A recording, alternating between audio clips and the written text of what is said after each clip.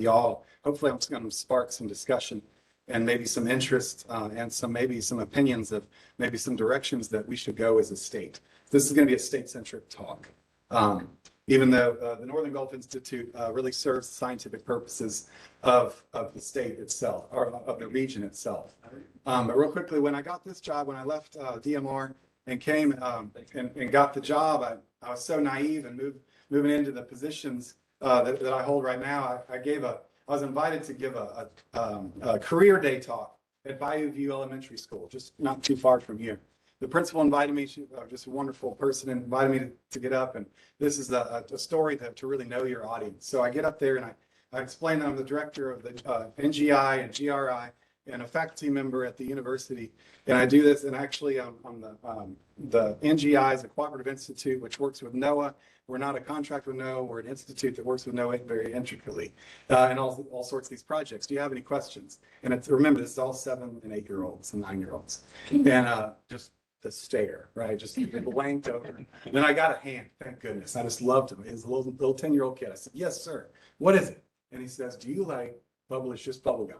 That's the only question I got.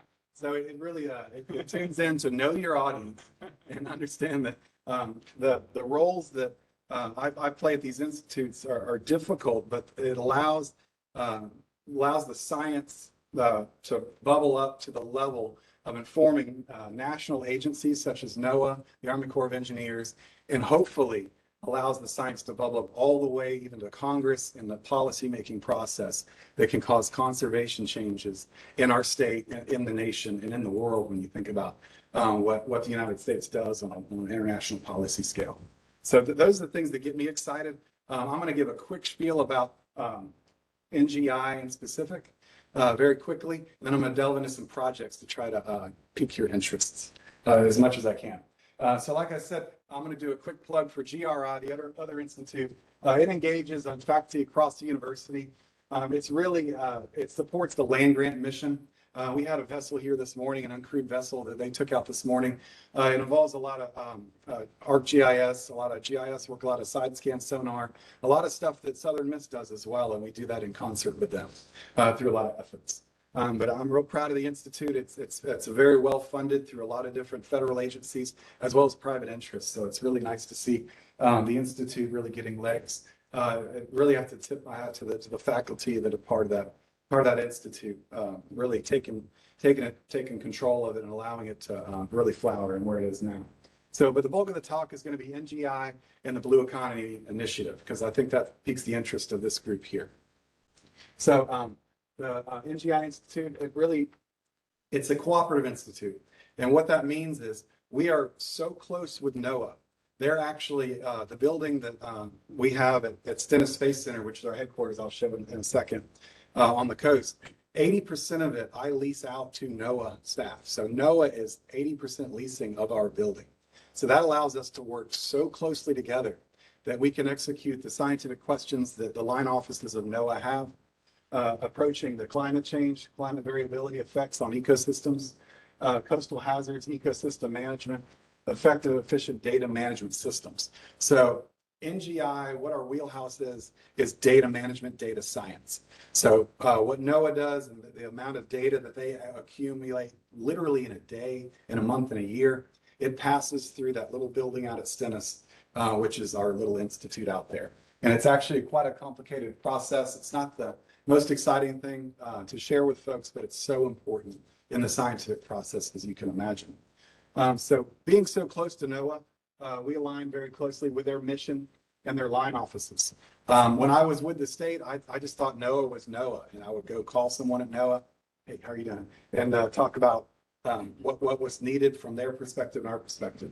They actually have 6 line offices that do massively different things. I'm not going to go through them, but I'm proud to say we have grants with all 6 line offices. So although NGI is a highly specialized institute with staff that do very specialized things only certain people in the world can do, and that's why we're so attracted to NOAA.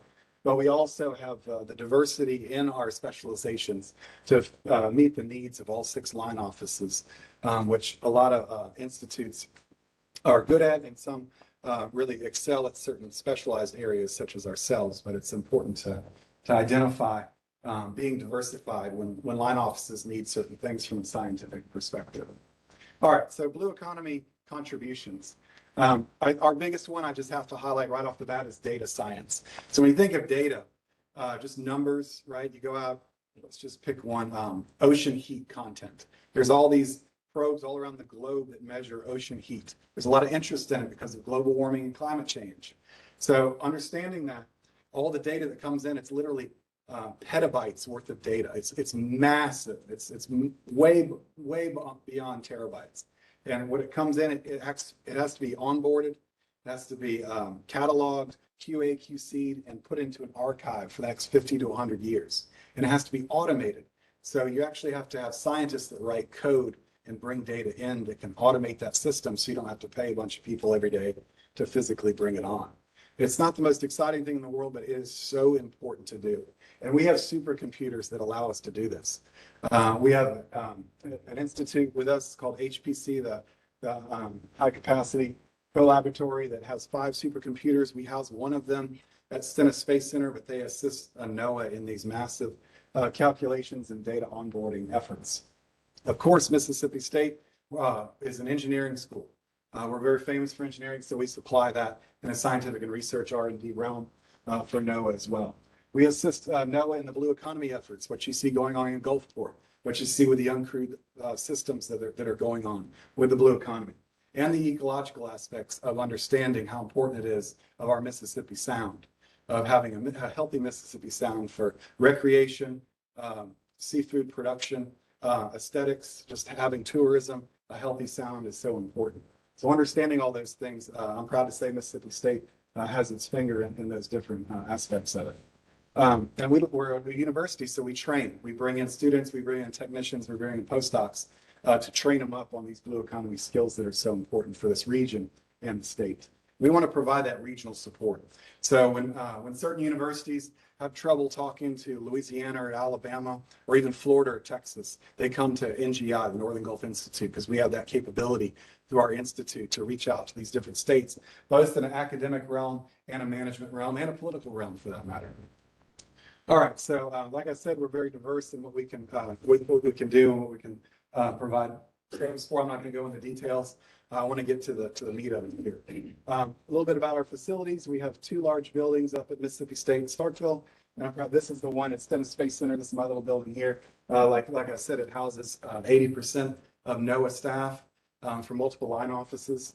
And it's really amazing to just see the federal and state relationship. It's a difficult relationship to have because the policies are so different, but it exists in that building. And we get the scientists together, the NOAA scientists and the university scientists at Mississippi State, and we come and I literally start every meeting with, I try to do a tagline of what do y'all need from a scientific perspective?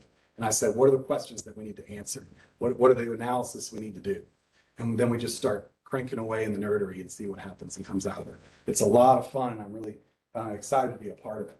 So where are NGI employees? I strategically, with my boss, Robert Moorhead, we strategically placed them at NOAA labs so we can understand what's going on at the different labs. And when NGI is in a federal facility or a federal lab, they can report back to me, say, hey, NOAA's really having trouble with this. They have a big priority from Congress to look at climate change at this little part of it. And NGI can come to the table and we can at least highlight what our capabilities are and maybe what we can provide and help with. It's difficult to have staff all over the country. 5 years ago, people would believe me when I said that, but with COVID, it's pretty easy to have folks all over the place. So now we're not even eccentric. It's pretty much the norm, which is nice to have folks all over the place. So NGI is exploding with our capabilities. I have 2 job announcements right now, 2 more coming. We're hopefully going to have 30 to 35 scientific staff in place by the end of the calendar year. We total have 79, almost $80 million worth of grants coming in the next 5 years. So it's a lot going on. It's hard for me to focus really at any point in time with NGI, but I really enjoy the specializations and just the amazing staff that we have. Okay, so that was NGI. I know I went fast, but I meant to do it just to have you all understand what NGI is, because not many people really know about NGI. I was talking to Kelsey about it just a little while ago. We're on Stennis Space Center. There's a lot of security just to get on that base. We're not a public-facing institute, and that's okay. We're so specialized and we're so close with NOAA. Yeah, we just get taken away by all the grants that we're executing and the science that we're trying to provide. And we have deliverables, and when we miss those deliverables, that's when I get involved with my staff, and it's never a pretty thing, but it's part of the process. So understanding that, I really wanted y'all to kind of see what NGI is and how it kind of plugs into the blue economy. All right, so some highlighted projects I want to talk about. We're heavily involved with the restoration that's going on, the BP restoration efforts in the state after the oil spill. And it involves wetland habitats. So we have our drones and our different technologies to fly around and do our geospatial efforts. It's a dual institute effort. And Greg Turnage is a professor at Mississippi State University that heads that up. And it's actually, it's a real blooming project where it's expanding out in some other areas of freshwater above I-10, which is very exciting to see. This one's a really interesting one. I had to share it with y'all.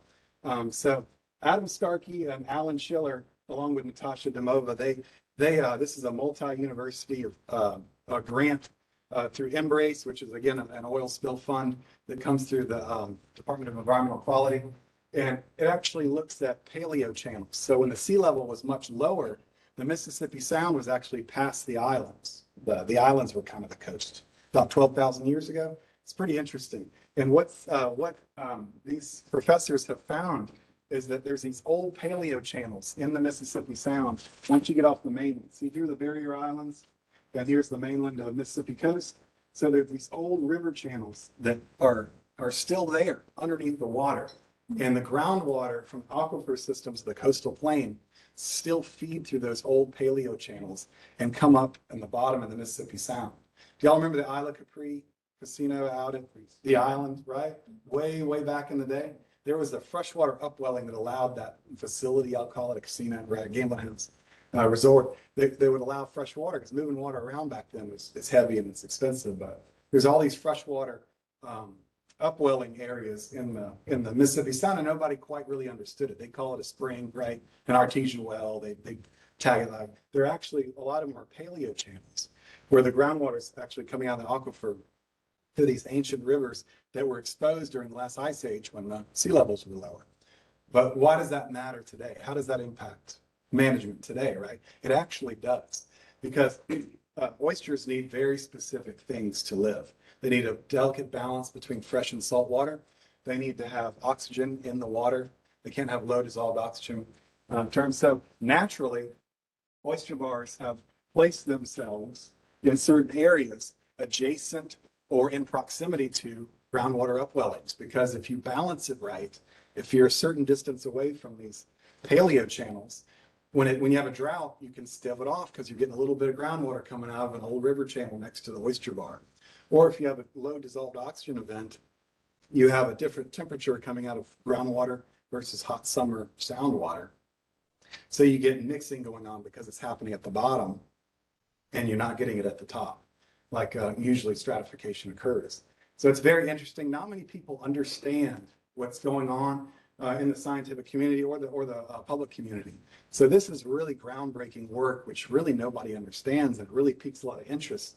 But what if we do this? What if we do that from a management perspective? But when you think about, if we could understand this better, we could probably benefit from it on a spatial scale for restoration. So that's a really interesting project I was excited to share with you. If you know the Mississippi Sound and you understand the fishing and the production, ecosystem production of it, I don't have to sell it hard that the Pearl River and the Pascagoula River are our two largest drainages and really drive the freshwater, saltwater mixing regime of the Mississippi Sound.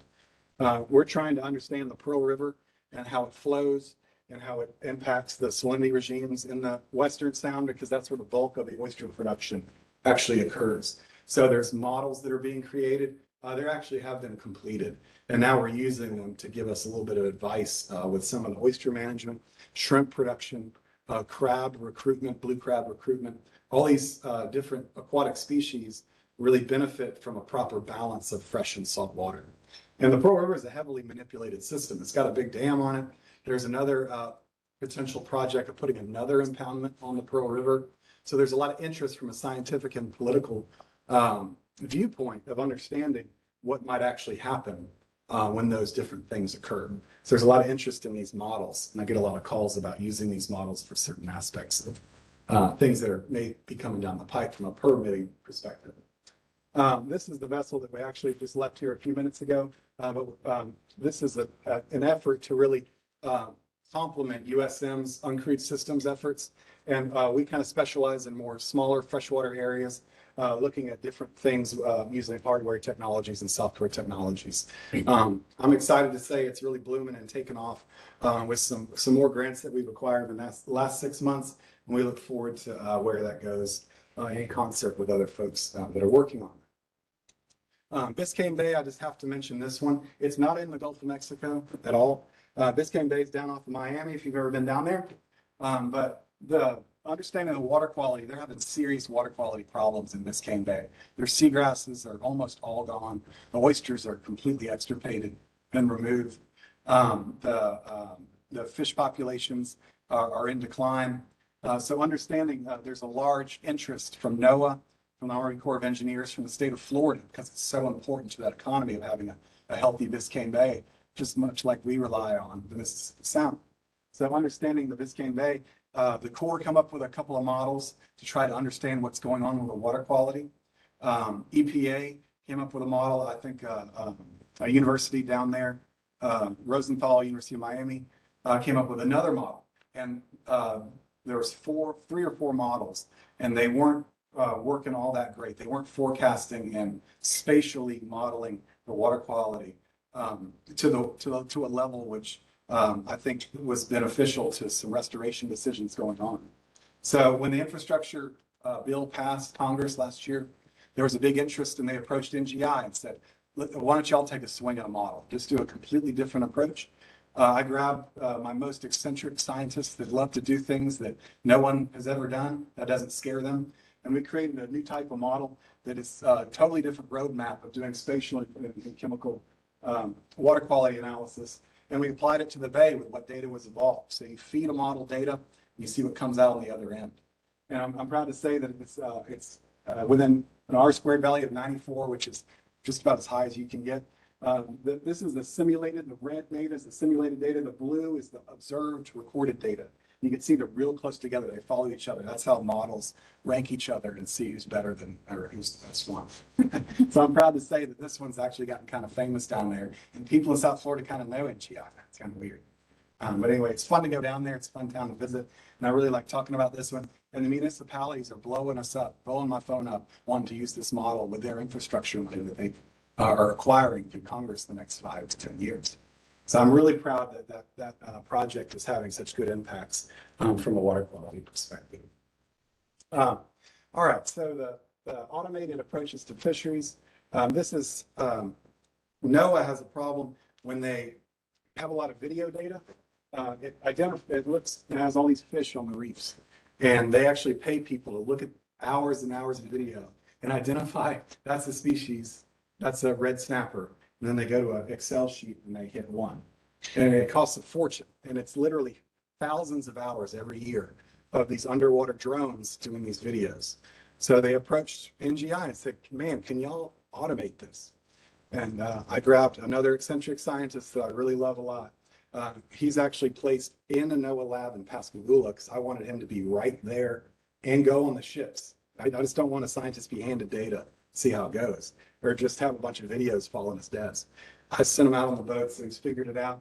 And he's got an AI software that he's developing called Viame that actually identifies the species and just plugs it in automatically into the spreadsheet. It messes up sometimes, but it's teaching itself, AI. So it's constantly running. He burns up computers like tissues because he's running this stuff so hard. But it's a lot of fun. I love talking with him. And it's got a lot of promise. And hopefully it lowers the cost of doing this for NOAA, and also speeds it up so the stock assessments can be done quicker. The data can reach the modelers that are doing the population models faster and cheaper.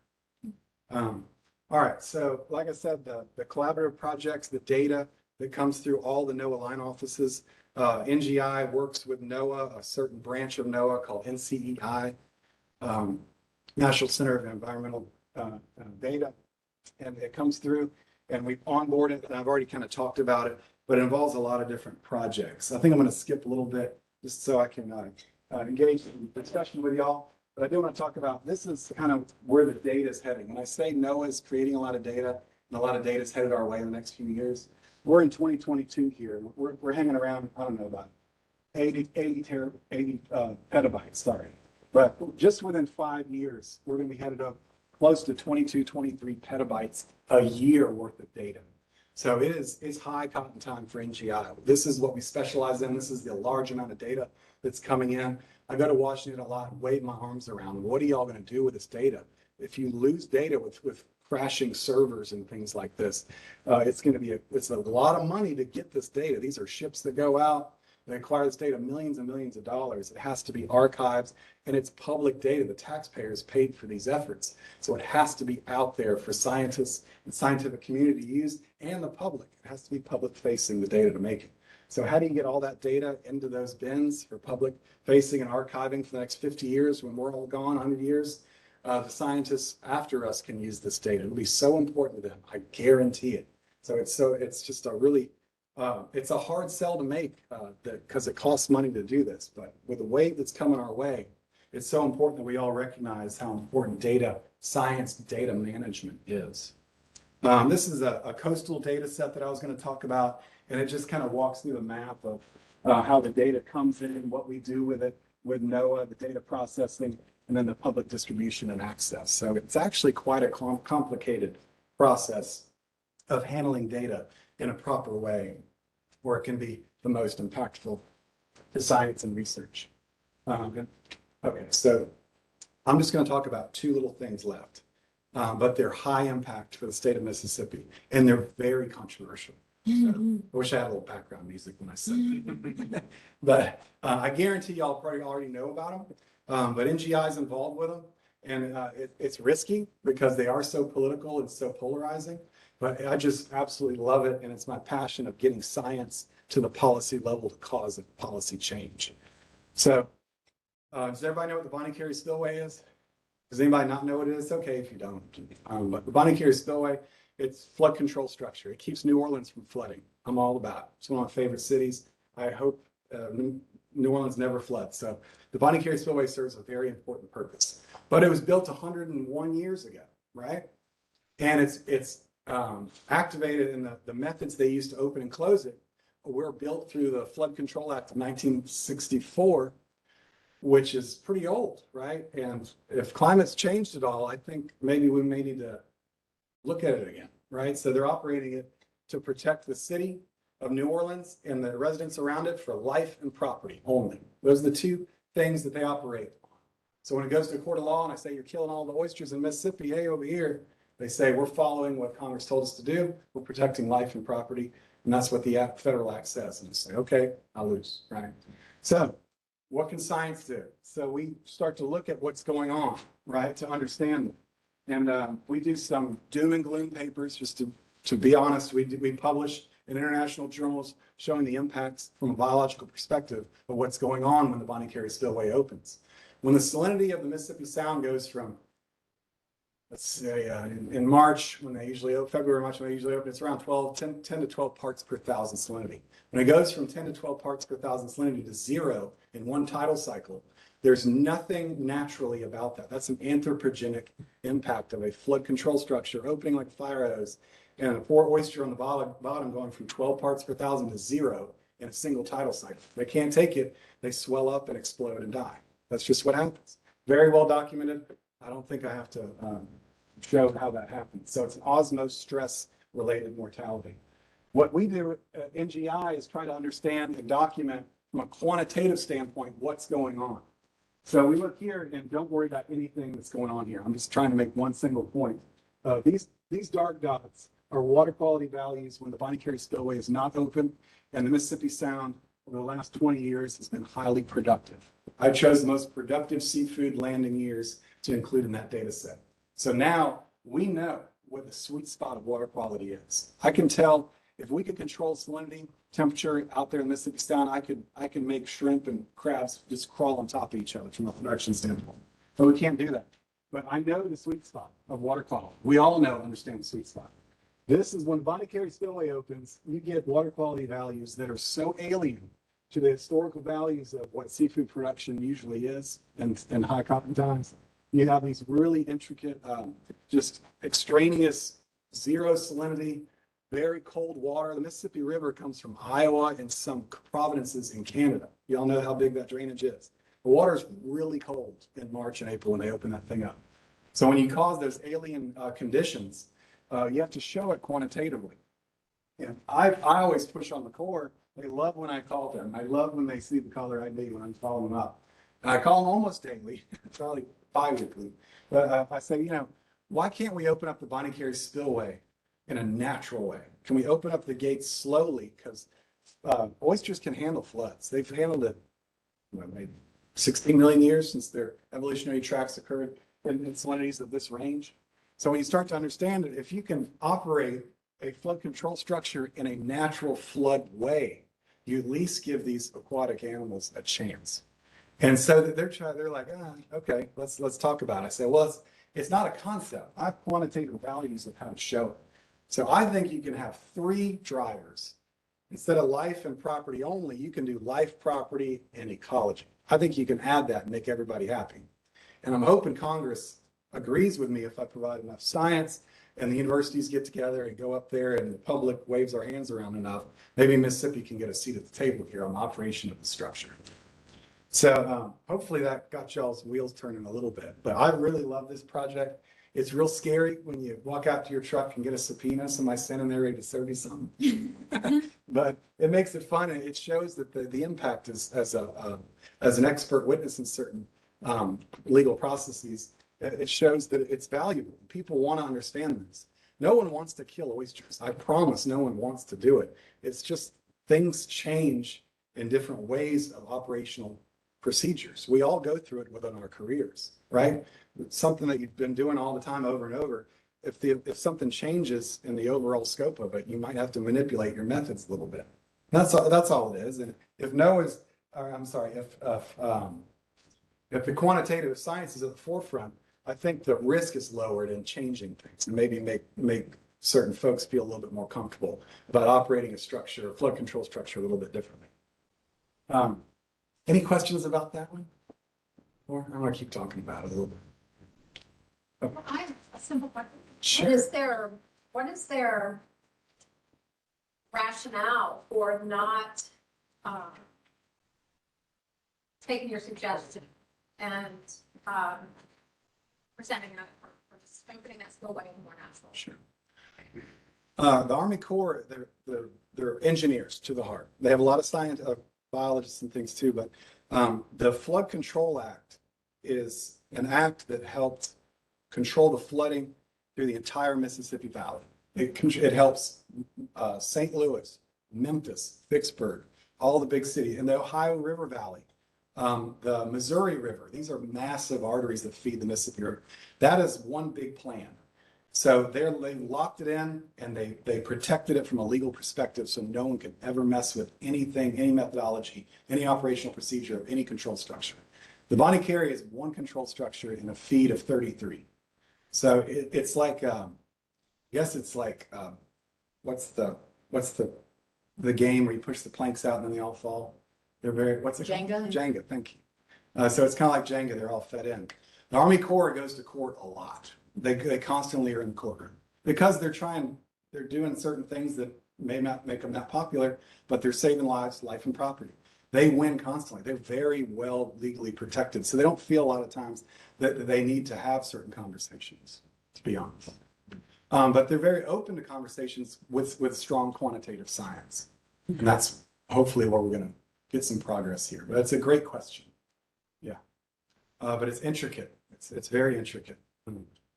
When you think about New Orleans and how low it is, I think everything's risky with any control structure, right? It's an incredibly vulnerable urban area, as we all understand and know. Okay, so we all understand the Mississippi Sound and what it deals with.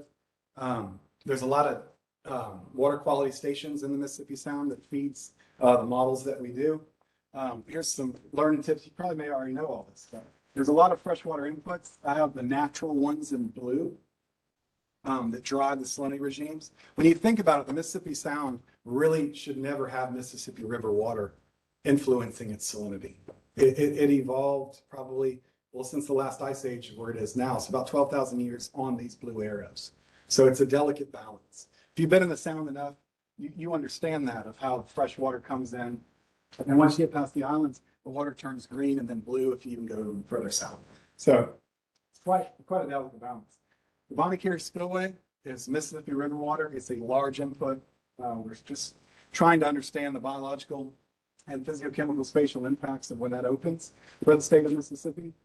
The Mr. Go is a canal that they actually filled in not too long ago, massively changed the salinity regime in this marsh here. They call it the Biloxi Marsh. Not really sure why.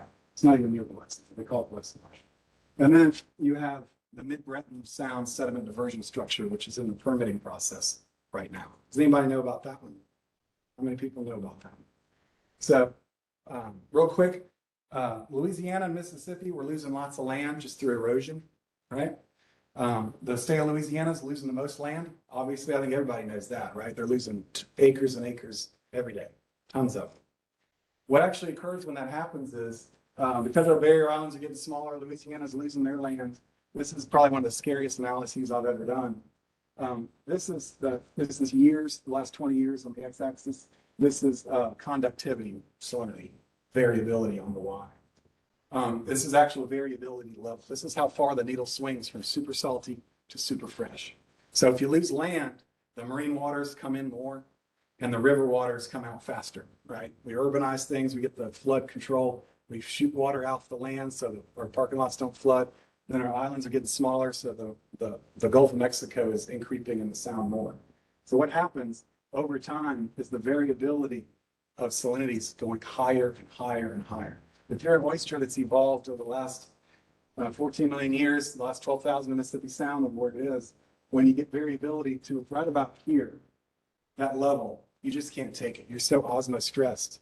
You can't feed, you can't reproduce. And we're existing right below 5% of total oyster production in the state of Mississippi from what it was in 2004, right before Katrina. So when you think about it, we've lost 95% of oyster production. This is quantitatively showing why that happened and why it hasn't come back. I get that question a lot. Why haven't oysters come back? Well, BP oil spill, there's tons of money out there. There's tons of oyster restoration. Well, you can build a barrel, but if one of the planks of the barrel is only this high, it's just going to keep, you gotta fix all the planks of the barrel. And variability of water quality is a serious part of the equation that people have to understand. So that's the bad news. And then episodic events, right? Mississippi Sound's got hurricanes. We have red tides. We have massive hab blooms that occur, right? Our tidal cycles are fairly weak. We only have about a 2.5 foot swing in the summer, right? South Florida's got a 5 foot tide in the summertime. Very different from here. So when you think about when water doesn't flush really well, we get hypoxic, we get low dissolved oxygen conditions. It's natural. It's how the Mississippi Sound works. It's okay. We just need to make sure we understand our water quality and do projects where we're trying to help water quality instead of hurt water quality. And that involves a lot of what goes on with y'all here.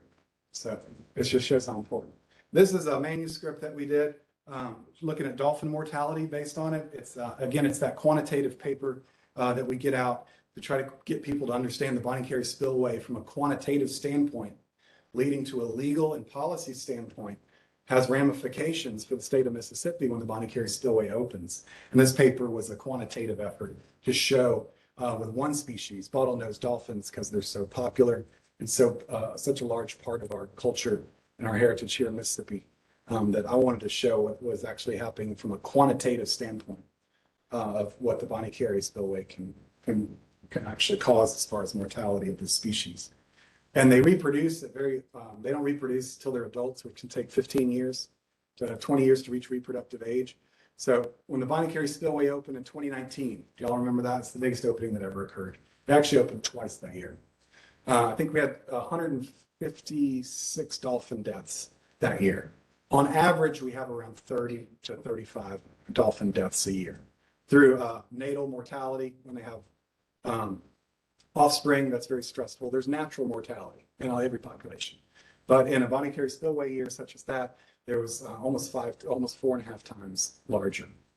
So understanding that, it could actually take around 50 years for a population that reproduces so slowly to recover from one single year of high mortality.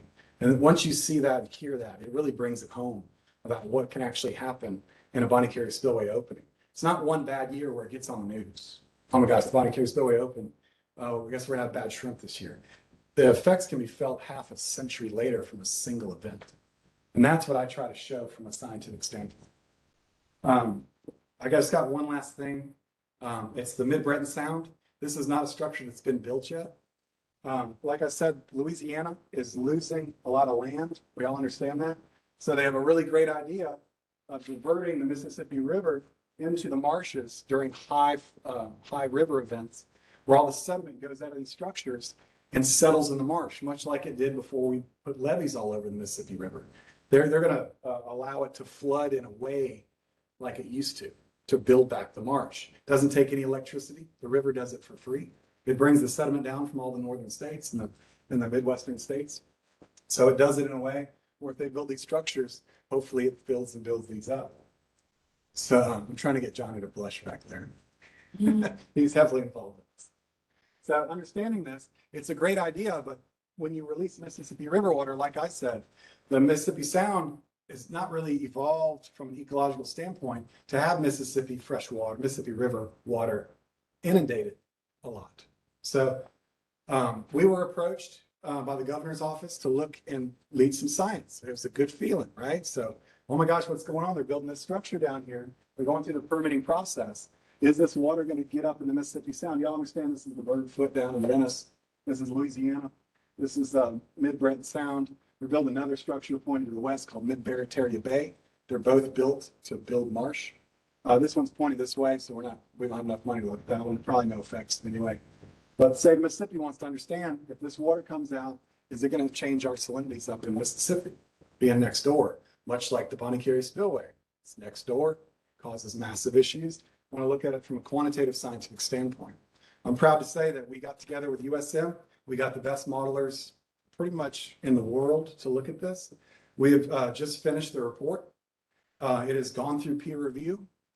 And we're fixing the tiny little things that are on it, and it'll be delivered to the Department of Marine Resources and the governor's office the next few weeks. So I'm real proud to say that, but it's a highly controversial thing. It's the state of Louisiana is polarized on this. The folks that live in these areas will go from an estuarine environment to a freshwater environment for the unforeseeable future. So there's a lot of people really against this project, and there's a whole lot of people really for this project. But science is not an opinionized art or discipline. It is a quantitative investigation of what's going on. This fresh water coming into the Mississippi Sound, if it does, may help us from an ecological perspective because we have so many flow control issues and salinity issues and water quality issues in the Sound, like I showed. So if this can be operated in a way to help Mississippi, then I'm hoping the science can show it. But these two things I want to talk about. I was hoping to spark some interest in the Bonnie Carey spillway and the Mid-Breton Sound. One's already built, it's 100 years old, operational, and this one is in the planning and permitting phase. So we're really hoping that the science that NGI is doing in concert with USM and some other universities can bring it to the forefront and allow us to move forward in a way where water quality is increasing for the state of Mississippi. It's feeding into the blue economy, creating jobs, understanding, and creating scientists. So when we tackle these large problems, they can go off and fix other ones in the world. So yeah, I'll just thank you all very much. That's it, and then I'll take questions. So, go ahead. I have a question about this. So can you say a little more about how the diversion from Louisiana would help Mississippi? Like what and why? Sure. So we don't understand yet, but the diversions there in Louisiana are to build marsh for Louisiana. We benefit from the Louisiana marsh. A lot of the shrimp oysters, little oyster larvae, they come from the Louisiana marsh. So Mississippi has a lot of interest in understanding that. But where the Mid-Breton Sound is, if it does come into Mississippi state waters, right up here, this is marine water. This is the Gulf of Mexico out here. This is a salinity of 35 parts per thousand. All the oceans in the world are 35 parts per thousand. When freshwater comes in here, it may cause a spatial change there in the western Mississippi Sound. I think from a state perspective, we should understand what that impact's going to be. It could be positive, could help us in the summertime, when salinities get too high, or it could hurt us. But we have to understand that and have a seat at the table when they start drawing up the operational procedures of that structure. I don't think it's arrogant or rude to say, I think Mississippi should have a seat at the table on the operational procedures of that structure if it impacts our entire culture and seafood production and ecological services that Mississippi currently has. So that report's gonna show that, though? It's gonna, the report is physicochemical only. It only looks at salinity and temperature. There's no biological parts of it. That one starts as soon as that model feeds the biological model. I couldn't turn the biological modelers loose until the physical model was peer reviewed and accepted from an international scientific perspective, ready for a court of law. Right. Anybody can do science, but you got to publish it in an international journal through peer review science to reach the highest echelon of, okay, that's the best science available for this question. So got there. Now you feed that model into the biological model. Now we can look at shrimp, fish, crab, oyster, mortality, production, growth rates based on the water quality that may be changed from that structure. so how does the timeline for that science and modeling fit into the sort of permitting and political timeline? Great question. The permitting has been pushed another year. So the end of the EIS, the environmental impact statement, where the state of Mississippi would submit a report of, okay, we may want to look at this closer, or we have major issue with this project that could halt the permit or potentially open up conversations, ends next fall. So pretty much a year from next month. But I don't like to procrastinate, so we got it done a year ahead. Mhm. Yes. Carol? Back in the day, as I understand it, early 19th century or so, the Delta region of Mississippi and I guess further north was deforested for agriculture. Yes. So is there any, like I would imagine, based on what little I know about the stuff, that would make for more fresh water coming into the Mississippi River. So is there any discussion of how that might be studied and maybe how reforestation could help the situation? Yeah, a lot of people are really interested in that. And it's a great question because just a couple of weeks ago, we have a bunch of models that look at forestation, right? Deforestation. Then some models that look at channelization, things like that. There needs to be a model where all of them come together and then prioritize. You'll have the biggest impact if you reforest, or you'll have the biggest impact with flooding if you dechannelize or change the levee system this way. So a lot of people are trying to do things that help, but it's jello, right? You poke one side, the other starts jiggling. So you better prioritize what your biggest impact is. And if you reforest everything, the Mississippi River is such a manipulated system, you may cause massive impacts somewhere else in a negative way. The models can tell that. But yes, and that needs to be done in a holistic, all the models together look, and no one's done that. It's possible, though, to do that? Absolutely.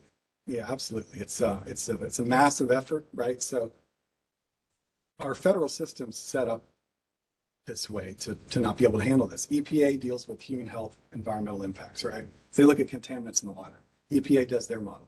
The Army Corps cares about flooding, so they do their model, right? The Forest Service does their model. So you got to get everybody in the ring. And a university or an institute's a great way of saying, all right, we have the funds to do this. I'm not even asking y'all for it. I'm not here asking for money. We're going to do this. We need y'all's models and we'll take care of it. We want y'all at the table from beginning to end. And it's an easy conversation to have. It's not controversial. Somebody just needs to do it. That's a great question. Yeah. Yes, sir. Yeah, there was discussion years ago about rechanneling the Mississippi River through the Chaparral Basin. Is that even still being considered in Louisiana? Yeah, it's been talked about for the last 65 years since the last major flood. And in 2019, it was brought up again. It's always there, understand. Is that something that would be more beneficial to Mississippi Gulf Coast if the freshwater went? Absolutely. It's easy to have that opinion. I have the quantitative backing to support that. The Mississippi River is currently 20% diverted into the Chaparral Basin. How many people know that? It's called the old river structure. It's old. It looks like it's about to cave in. It scares me every time the Mississippi River floods because I think, well, it may scare me in a good way. It may just divert all the way over there. But The Chaffalaya River Basin is one of the most amazing swamps on the planet. It's unbelievable how amazing it is. If you want to get alone in some really cool backwater areas, it's endless. It's like the Everglades. It is our, it's amazing. We need to be very considerate of when you change one thing, you cause impact somewhere else. It's the world we live in. Science can allow that, so you know what's going to happen before it happens, right? Yeah. Do you have, or have you considered having some sort of public-facing publication to describe your programs, and maybe, update, look at some of these things you're working on, Sure. or, every 6 months or whatever, or are you not interested because of the, No, always interested. Yeah, I don't know if we're, sure. obviously, you're telling us this is not secure, environment. I was there. I don't think anyone would ever use the word secure to describe me in general either. Can you see the advantage of having more of your work known among the public? Absolutely. To answer that, we have to be very respectful of NOAA. They fund us, they give us, we give the product to them, and we work in concert with them the whole time. So even though they give us the grant, we don't have sole ownership of the effort, right? So for example, this effort, we were commissioned by the state of Mississippi to do this, right? The governor's office and the Department of Marine Resources through the Gulf of Mexico Energy Security Act funds to do it. We will deliver. It's not our choice. It's not our job to spread. If they want us to talk about this in a public realm and push this hard and provide a report and have a website and direct everybody there, we'll do it, but it wasn't part of the grant. We will deliver this report to DMR and they can do whatever they want with it. It's like it's a grant because it's research, but I have to be very respectful that I don't want to get ahead of them and start. They may not want me to. It's theirs to choose. It's what the governor, it may be from again, I'm not a politician or a policy holder. It's a scientific document that's delivered, and I guarantee it'll be submitted through the EIS process, and that's a public thing, but these are not my choices. These are way above what my role is here. And that fits for a lot of the projects. So I would love to talk about them, but we're scientists and we do execute grants for NOAA, the state of Mississippi, the Army Corps of Engineers, and we deliver products. We're an institute, we're a churning machine, if they want us to do outreach, we will. We have that capability. I have an outreach coordinator down on the coast here today, doing stuff with the aquarium and going out on the boats with folks. But again, we're an institute that we're like, you call us in, we'll do it. But I have to be very respectful of the funding entities. Yes. Thank you for your presentation. I talked a lot, I'm sorry. No, it's fantastic. We're a Northern Gulf Institute. Having said that, could you explain what is meant by like the Breton Basin, a structure being built? Because I don't understand that. Sure. I want to put Johnny on the spot. I love you, man. There's websites. Just type in Mid-Breton Sound. Louisiana has all these educational. They're not biased. They're very factual of what is going on. And they would be a lot better than me at doing it. But Johnny, he knows a lot about it, if you want to talk to him about it. But understanding that this is the main stem of the Mississippi River. In the summertime, and even right now, it's at base flow. The water's clear, it's warm, it's mostly groundwater, all the way from Canada. It's just low. But in the springtime, when you get snow melt, and you get those big spring fronts that we always get, the river, like Bonnie Carey usually opens up in the early spring. It's really high. And that's when they want to open this structure if they build it, because then it's sediment laden water. If you have you ever been gone on a cruise at New Orleans and seen it? And when the river's high, it's like milky. You can literally see the sediment in it. A lot of people say that there's not much sediment in the Mississippi River anymore because of all the levees and things. I don't know, man. There's a lot of sediment in the springtime. And they're going to run it. They run it. It doesn't take any electricity. You pump it out. It does it just like it did. You're just pretty much bypassing the levees. So you're treating the Mississippi floodplain like it used to function. So it pours out. The water slows down and hits that marsh, right? When water slows down, all the sediment drops out. The next thing you know, the marsh is building up. They've done it in some tiny little structures up here in Pontchartrain and different areas. They've done it out west So from an engineering perspective, it's supposed to work. But when you pump that much fresh water through one point instead of a giant flood, like it naturally used to without the levees, when you have one point, you're acting like the Bonnie Carey spillway, which makes me very nervous. Because you're having a lot of water, and it's fresh water, enter an estuarine system, go through a borderline a marine system, and then potentially go into another estuarine system where an entire state's economy on seafood and seafood production could be impacted, or negatively or positively. I can't release the report yet. Like I said, it's not my job to release it. The Department of Marine Resources and the governor's office is. But my job was to get it peer reviewed, and so in the court of law, it's stamped as the best available science and cannot be challenged in any way. And that's what I did. That's what we did. Yeah. I'm glad you mentioned Bonnie Carey Spillway because we take it for granted and people travel over it Yeah. so much. If you go in the I-10, you're going west and say you're going from the Kenner Airport to Baton Rouge on I-10, you actually travel on the lakeside of Spillway. That's right. And so the spillway would be under you. Yeah. And it's massive. It's just, 350 gates. It's so old, they open it manually by this old crane, one at a time. It's just unbelievable how archaic it is. It's very interesting, but it saves New Orleans. It's part of it. But again, yeah, please, I love your question. Or, question. Please. So, are there, it sounds like we've been talking mostly about, Bonnie Carey, but also with the diversions in Louisiana about the impacts on seafood. Are there other impacts that, in addition to kind of the salinity changes and the impacts on the seafood that? So I'm not going to imply that the Mid-Breton Sound would do any of this. I'm going to base my answer on the Bonnie Carey spillway because that one's already built and that one's impacted Mississippi. So you're asking for impacts. In 2019, oyster mortality, blue crab mortality, brown shrimp recruitment loss, massive harmful algal blooms. And what was really interesting was they weren't even estuarine water have harmful algal blooms. They were freshwater species of diatoms and protists and bacteria. It was unbelievable. The Mississippi Sound had never documented anything like it.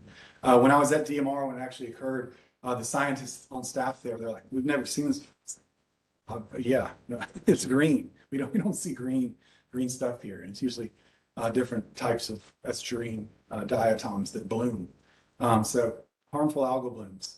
The temperature changes were so abrupt from the Bonnie Carey spillway opening that there was migration documented changes with certain species of migratory birds as well as migratory species of fish.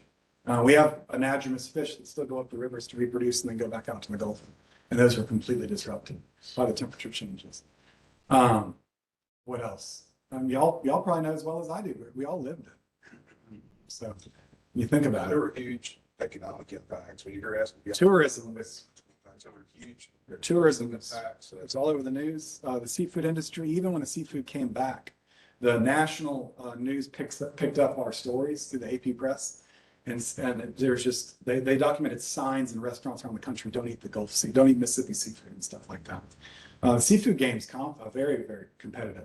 So when one seafood market sees one struggling, they usually push it.